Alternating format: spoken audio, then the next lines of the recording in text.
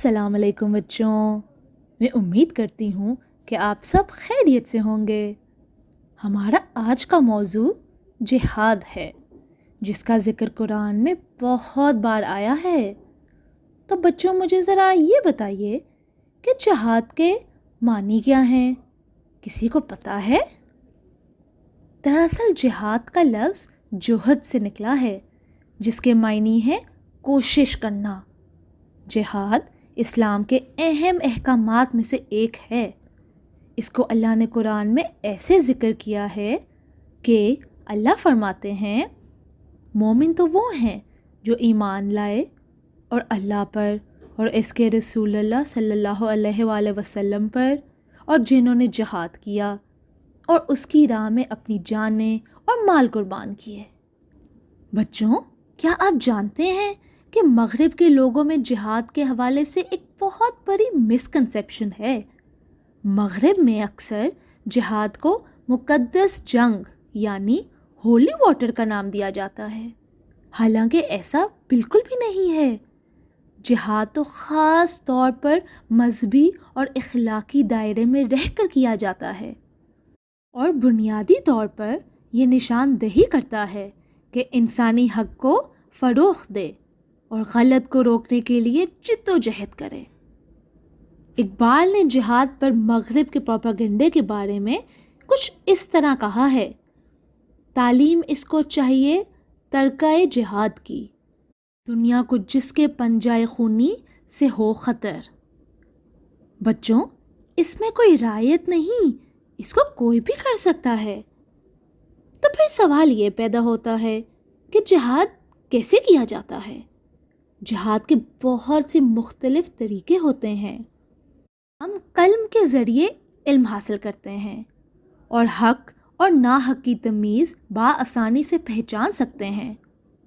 اب اسی حق کو ظاہر کرنے کے لیے جو آپ قلم کا استعمال کرتے ہیں، اس کو جہاد بالقلم کہتے ہیں۔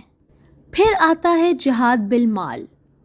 جو مال ہم اللہ کی راہ میں خرچ کرتے ہیں، اس کو جہاد بالمال کہتے ہیں۔ اگر ہم اپنی نفسانی خواہشات کو ترک کر دیں اور اپنے نفس کو اللہ کی رضا کے مطابق بنا لیں تو یہ بھی ایک جہاد ہے، کیونکہ جب انسان کی ہوس اور لالچ بڑھتی ہے تو وہ یقیناً غلط راستوں پر نکل پڑتا ہے۔ اسی لیے اپنے نفس کو قابو میں رکھنے کو جہاد اکبر یعنی سب سے بڑا جہاد کہا گیا ہے۔ جہاد کی بہترین مثالیں بہت سے لوگوں نے دی ہیں، اور ان میں سے ایک شاہ ولی اللہ ہیں۔ انہوں نے قلم کے ذریعے جہاد کیا اور بڑے صغیر میں بندوں پر ظلم ہونے سے روکا، اور اپنے خطوط کے ذریعے احمد شاہ کو ہندوستان میں بلایا۔ 1861 پانی پت کے مقام پر جو جنگ ہوئی، اس میں ہندوؤں کو شکست ہوئی۔ یہ سب شاہ ولی اللہ کے قلم کی طاقت کی وجہ سے ہوا۔ صرف مردوں کو نہیں، عورتوں کو بھی جہاد کرنے کا حکم ہے۔ اسلام نے عورتوں کو نفسیات اور ان کی شخصیت کے مطابق ان کو جہاد کا حکم دیا، اور عورتوں کا بہترین جہاد حج کرنا ہے۔ اب آتے ہیں بچوں اور بوڑھے لوگوں کی طرف۔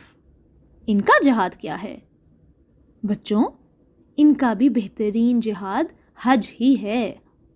مغربی دنیا جہاد کو جنگ کہتی ہے، مگر اسلام ایک بہت ہی پیارا اور سکون والا مذہب ہے جو لڑائی جھگڑے کو پروموٹ ہرگز نہیں کرتا۔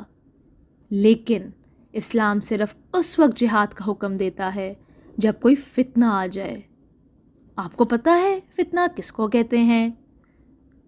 اصل میں فتنہ ایسے حالات کو کہا جاتا ہے جب انسان اپنے عقیدے کے مطابق کھلم کھلا زندگی نہ بسر کر سکے، اور جب اس کو اسلام پر چلنے سے زبردستی روکا جائے۔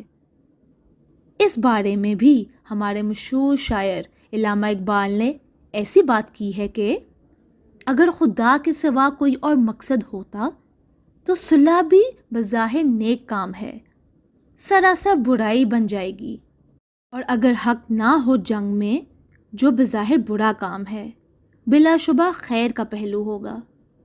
اس سے ہمیں پتہ چلتا ہے کہ جہاد صرف اور صرف اللہ کی ذات کے لیے کیا جاتا ہے۔